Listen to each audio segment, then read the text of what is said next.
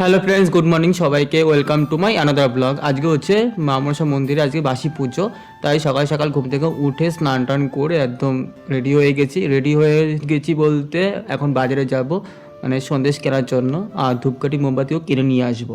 সবাই হয়তো জানো না, আমাদের এখানে দুদিন পুজো হয়। প্রথম দিন হচ্ছে মেন পুজো, মানে কালকে সেটা হয়ে গেছে, আর আজকে হচ্ছে বাসি পুজো, মানে দুদিনই হয়।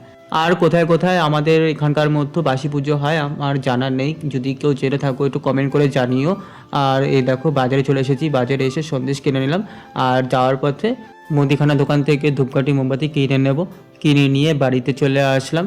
বাড়িতে আসার পর দিদা আমাকে জিজ্ঞেস করছে, কি রে তুই বাজারে গেলে এবার তো বলে গেলেই না। আমি বললাম তো বেশিক্ষণের কাজ না, একটুখানি কাজ, যাবো কিনে নিয়ে চলে আসবো, তাই বলা হয়নি। আর তুমি তো কাজ করছিলে, তার জন্য আর বলিনি, ডিস্টার্বও করিনি। আর এখন সন্দেশের প্যাকেটে নাম লিখে নেব। নাম না লিখলে তো উধাও হয়ে যাবে, খুঁজেই পাবো না, তাই এখন নামটা লিখে নিলাম। তারপরে তানিকে ফোন করলাম, তানিরা বলছে রেডি হচ্ছে। আমি বললাম তাহলে আমিও রেডি হই। তারপরে আমিও রেডি হয়ে গেলাম। রেডি হয়ে গেছি, কিন্তু আমি রেডি হওয়ার পর আমি বসেই ছিলাম, মানে প্রায় 1 ঘন্টার মতো সময় কেটে গেছে, ওরা আসেই না। তারপর আমি সোনালীকে ফোন করলাম, সোনালীকে ফোন করে বললাম যে কী রে, মন্দিরে কি অবস্থা, মানে পুজো টুজো কখন শুরু হবে। ও বললো এখনও শুরু হতে দেরি আছে। যা বাবা, এত তাড়াতাড়ি রেডি হলামই বা কেন, চলো একটু বাদে দেখা হচ্ছে।